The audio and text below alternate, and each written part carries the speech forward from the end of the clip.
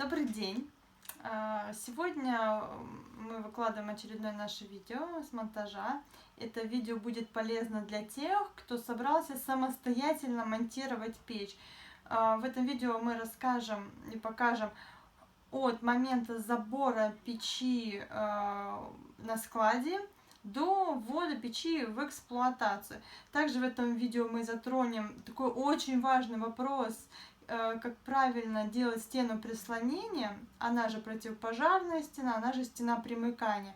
Расскажем, как изолировать пол, и покажем, я расскажу на примере на этом объекте, как правильно делать проход межэтажного перекрытия. Это видео мы снимаем уже очень долго, уже, наверное, года 4. Вот, все, что вы увидите в этом видео, это монтаж у моих родителей на даче. Поэтому наслаждайтесь этим видео. Надеюсь, оно вам будет очень полезно. Правда, я считаю, что вот это видео, оно прям очень полезное. И мы очень много покажем, что обычно вы не видите на объектах и к чему вам реально нужно будет быть готовым. Итак, мы приехали на склад, сейчас пойдем оформлять документы. Мы оформили необходимые документы на получение, и сейчас будем заезжать для того, чтобы погрузить печку.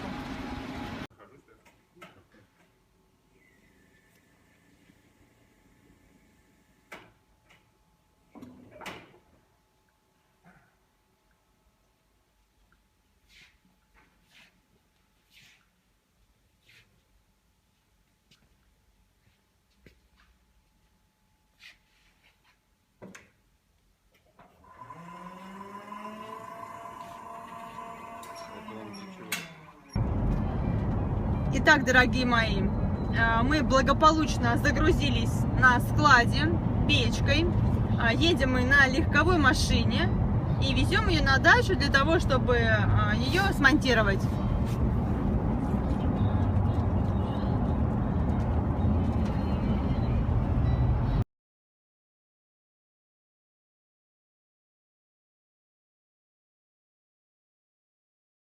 Здрасте.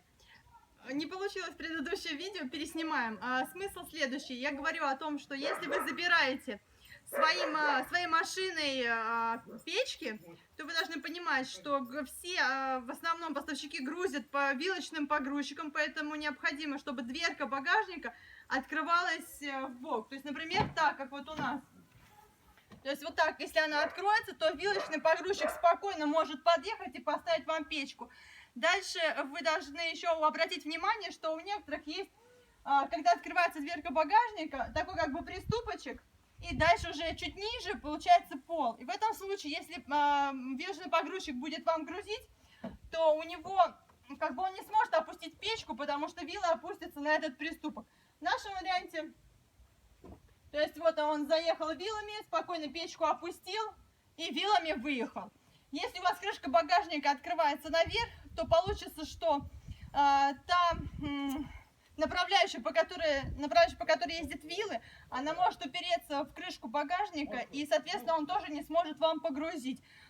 Если вы не сможете сделать вот, как бы так же, как вот у нас, то когда будете звонить в ту компанию, в которую вы будете забирать печку своими силами, вы должны у них спросить, есть ли у них возможность ручной погрузки в машину. Это вот то, что я хотела сказать вам относительно того, что если вы сами будете забирать печку. И еще печки все перевозятся только стоя. Ни один из поставщиков и продавцов не должен вам говорить о том, что печку можно класть лежа, на бок, еще куда-то. У печки есть много подвижных деталей, которые при неправильной перевозке могут повредить стенки самой печки, а это очень опасно, потому что все-таки выделяется угарный газ при горении, и герметичность печки, и, соответственно, ее нормальная транспортировка должна у вас быть на первом месте, как и последующий хороший монтаж, профессионально и качественно. Все. Опускай.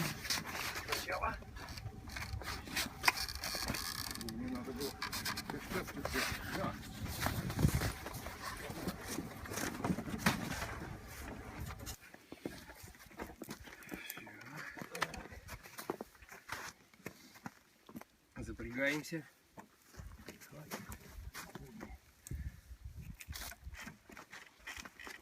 Еще чуть-чуть. Чуть-чуть широковато. Чуть-чуть. Во. Все. Поехали. А он убежал. Идем вместе. Не говори.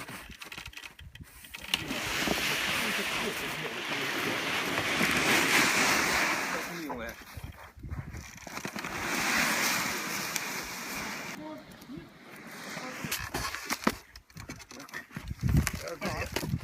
Нога больная.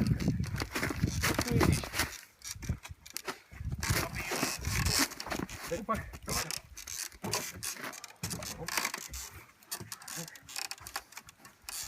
Раз, два. Тихо, тихо. Раз. Нога, блин. Давай. Раз, два. Оп. Снижу, снова. Оп.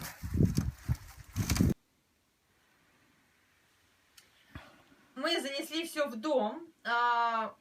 Печку, в данном случае это Давре, у нас 550 SB. Ее можно было облегчить для того, чтобы полегче ее было затаскивать. Значит, из нее можно было вынуть это вот такой пакет, который весит примерно килограмм 15-20. Соответственно, зольный ящик. И все. Это максимум, на что вы можете рассчитывать при облегчении этой печки. То есть сама печка весит 150 килограмм. И минус вот килограмм 20, то, что мы все могли из нее вытащить. Ну, конечно, если вы еще хотите ее подоблегчить, так сказать, то вы можете снять дверку. Но в этом случае вам придется разбирать вот всю полностью упаковку, чтобы дверку снять с петель. Я, в принципе, этого не очень рекомендую, потому что сейчас вы, как видели, было удобно ее заносить, именно поддерживая за вот эту вот деревянную обрешетку. Значит, печка будет установлена у нас вот около этой стены. Данное видео будет состоять примерно из 3 частей. Это у нас первая часть. Соответственно, ждите продолжения. Всего доброго.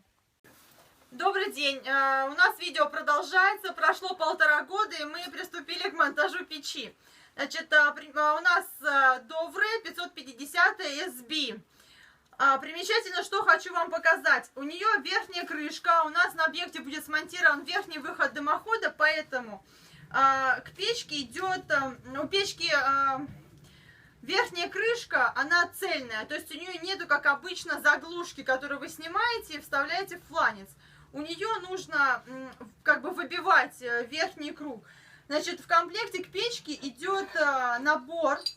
Это вот эта вот выдавливалка, так мы ее сегодня назвали, болт, и инструкция, как это все делать. Соответственно, значит, видно? Видно. Я не могу поднять, это тяжелые вещи. Короче говоря, значит, сейчас она в таком варианте. Вот если вам видно, соответственно, вот в крышке она цельная. Все.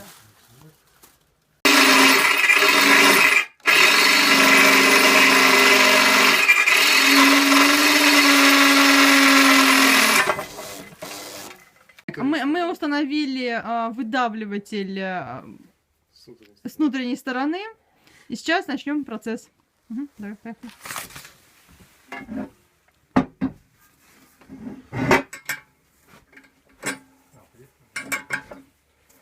Полет нормально.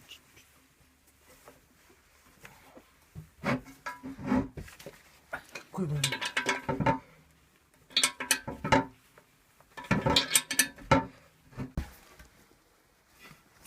Затем, да, хорошо идет.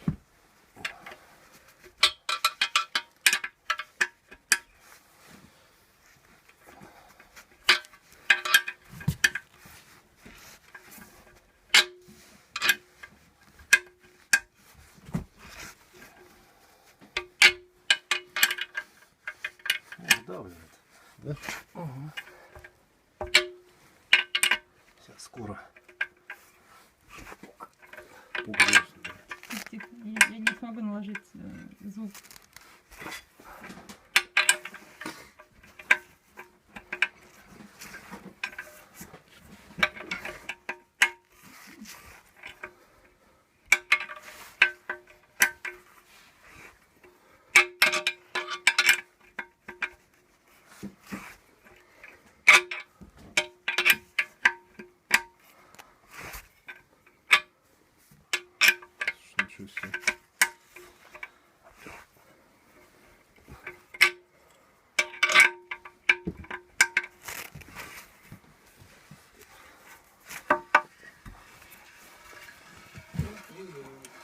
Все вылезет. Побила.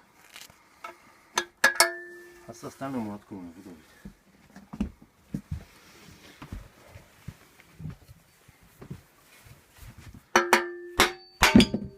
И всё. Ну, и болгаркой. Так, ну вот мы выдавили заглушку. И получились, конечно, края не очень ровные, но сейчас мы очень аккуратненько болгарочкой это все почистим. Вот мы все почистили, как и обещали, и, соответственно, уже установили фланец. Сейчас мы его будем крепить. Да, стык промазали герметиком и, соответственно, поставили крепежные болты.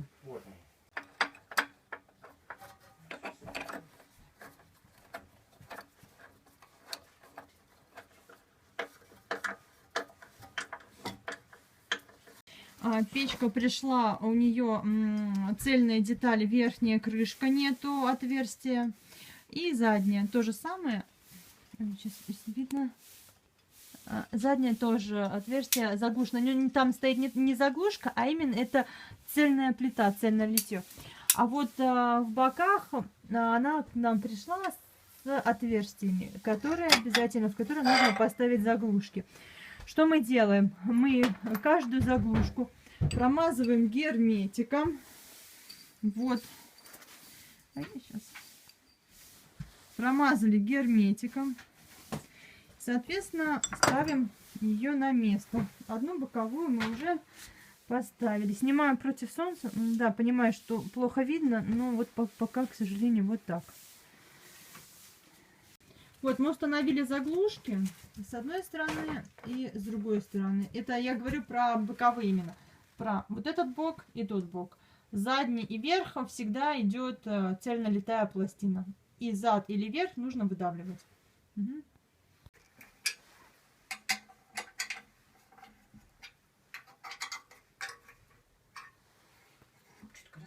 Ножки у печки идут внутри печки в отдельном пакете. Сейчас мы установили корпуса ножек.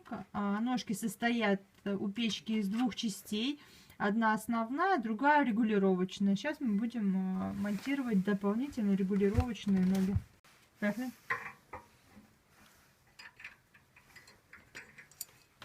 Это мы устанавливаем регулировочную ногу.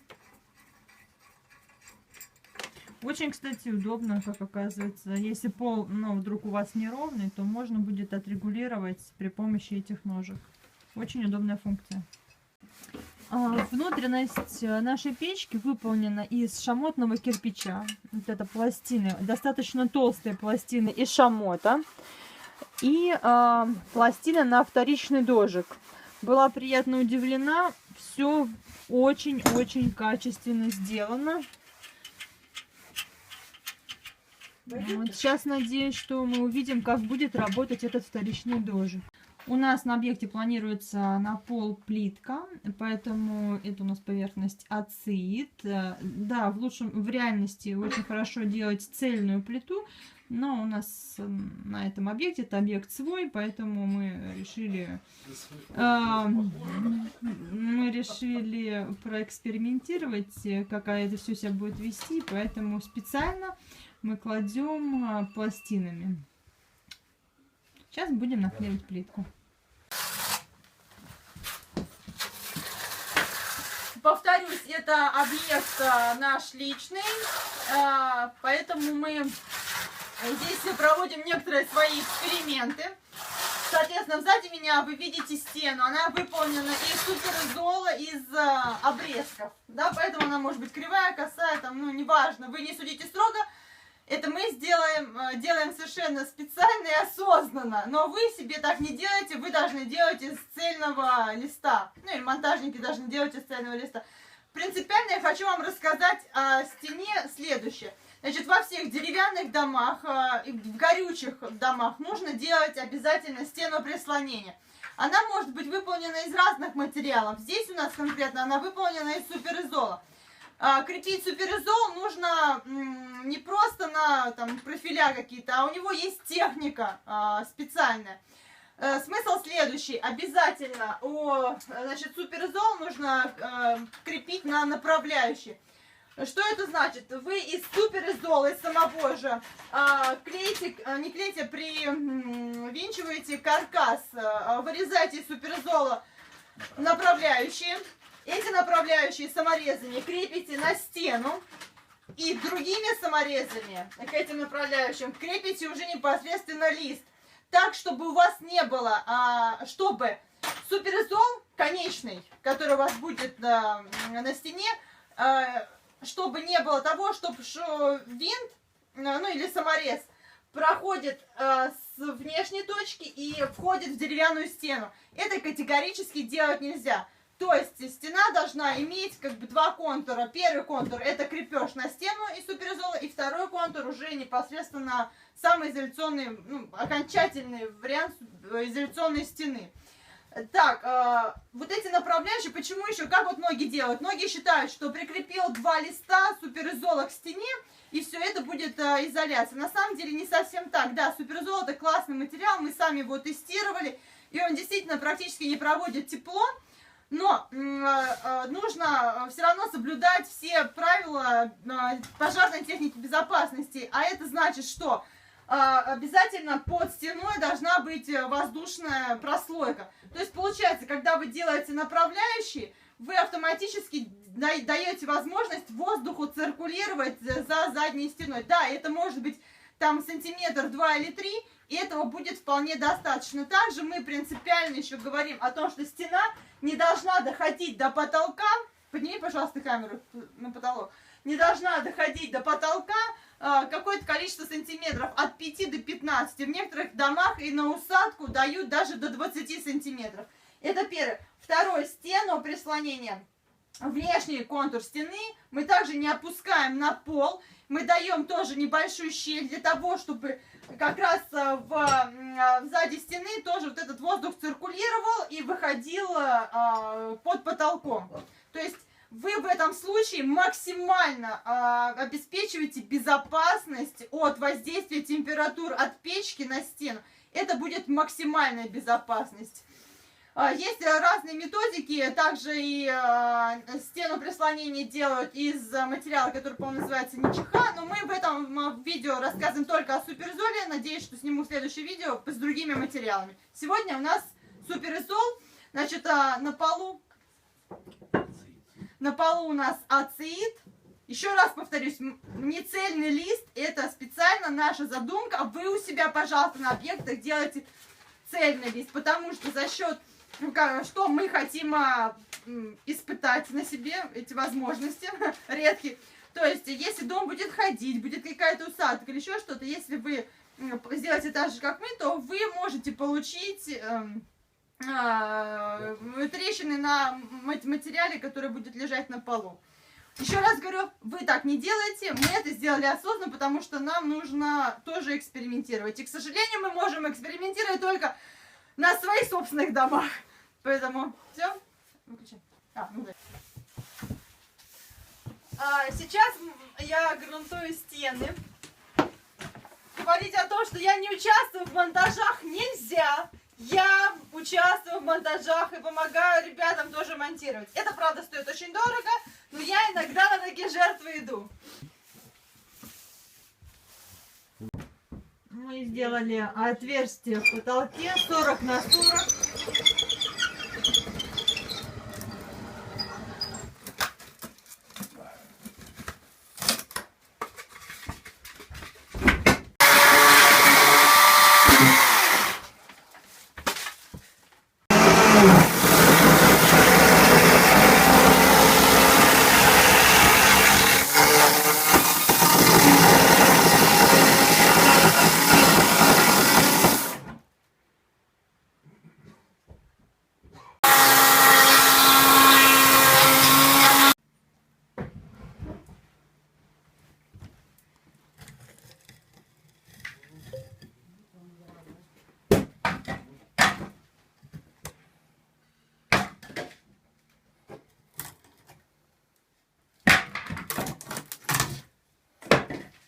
Также, пожалуйста, будьте готовы к грязи. Мы установили проходной патрубок сейчас. Хочу вам рассказать о проходах через перекрытие. Значит, обязательно вырезается коробка 40 на 40, но не меньше. Можно больше, но не меньше. Значит, по периметру коробки, то есть на всю толщину пола, должен быть выложен либо суперозол, либо минерит. Да, это защита деревянных поверхностей. То есть он выкладывается на толщину пола, по периметру делается из него коробка. Дальше ставится стандартный проходной патрубок, и он забивается базальтовой ватой. И после только этого кладется ответная часть. Собственно, пока на этом вот, пока все. Добрый день. Вот мы вернулись на объект, где устанавливали печку Довре. Сейчас я вам немного расскажу о печи. Значит, печь имеет две регулировки подачи воздуха. Это первичные внизу дверки и вторичные это под крышкой. Также у печки есть съемная ручка. Крепится она вот за задней ножкой, у нее держатель на эту съемную ручку. Ручкой открывается дверка.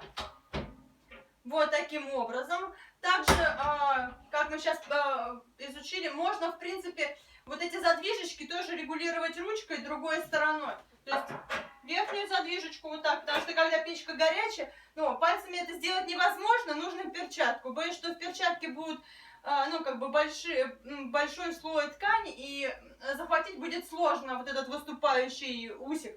И, собственно, также внизу печки откручивается, закручивается тоже при помощи этой ручки. Так, у печки, значит, доступ до зольного ящика изнутри печки. Вот так вот сделаем. Значит, вот он, зольный ящик. Тут до нашего приезда уже подготовили в печку, набросали щепы, как еще чего-то там. Вычищать не будем, но в принципе, поэтому по накоплению золы ничего не могу сказать. Ну, наверное, как у всех печек, в принципе, что-то там накапливается. Также у печки есть вторичный дожик и футировка из шамотного кирпича. По-моему, зимой, то, что мы видео снимали, я вам там все показывала. Сейчас теперь мы посмотрим, как это все работает в действии. Подача воздуха на стекло, вот, собственно, вот открываются. И закрывается подача. Стекло подкоптилось. Если сейчас есть моющее средство, я, кстати, попробую его отмыть, потому что у меня был один комментарий недавно о том, что стекло какими-то только профессиональными средствами можно мыть. Но на самом деле я пользуюсь обычным клином для стекол, и у нас в доме это все получается. Вот, сейчас, если получится, я сейчас это сделаю. Вот, сейчас я запущу печку, и мы посмотрим, как она работает сейчас.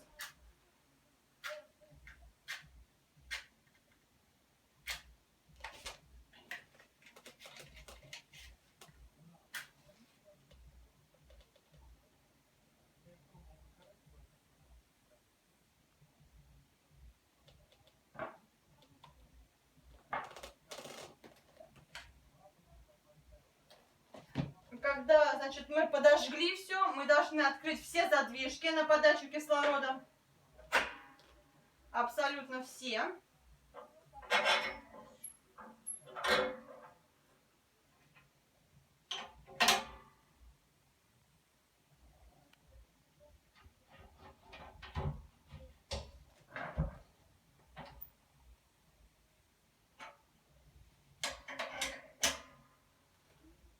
Сейчас она разгорится, и мы продолжим. Печка разгорелась. Пока у нас был перерыв небольшой, мы поговорили с хозяевами, они сказали, что они просто жгут строительный мусор, а имеется в виду хвойные породы деревьев, поэтому стекло так сильно закоптило. Вот, относительно регулировок сейчас. Значит, в принципе, очень хорошие регулировки. Смотрите, мы закрываем, сейчас закроем подачу полностью. Видите, огонь уже немножко подупавился, не такой интенсивный. И, соответственно, сейчас еще верхнюю заглушку. Ой, закрывашку. Смотрите, то есть сейчас чуть-чуть видно, как видите, работает вторичный дожик. Это тогда, когда у нас... Сейчас мы чуть-чуть подадим еще. Вот он, вторичный дождик, это когда огонь только вверху, то есть внизу угли, получается, а огонь только вверху. Это вот, собственно, вторичный дождик. Вот, печка при этом, она не гаснет, она горит, она просто переходит в режим тления. Как только нужно увеличить опять огонь, то есть мы открываем задвижки, угли начали более ярко. Сейчас, вот. Смотрите, видите, все вспыхнуло с новой силой. Мальчика, отойди, пожалуйста. Садись, моя девочка. Все. Собственно, по поводу, вот относительно задвижек, все очень хорошо регулируется. Так как сейчас лето и достаточно тепло, мы не будем больше ее протапливать. Я еще сделаю вам еще одно видео, сколько у нее по температурам, но это уже будет зимой. То есть мы снимаем, чтобы вы понимали, мы это видео снимаем уже где-то 3 года. Я его скомпоную, надеюсь, этим летом и выложу в сеть.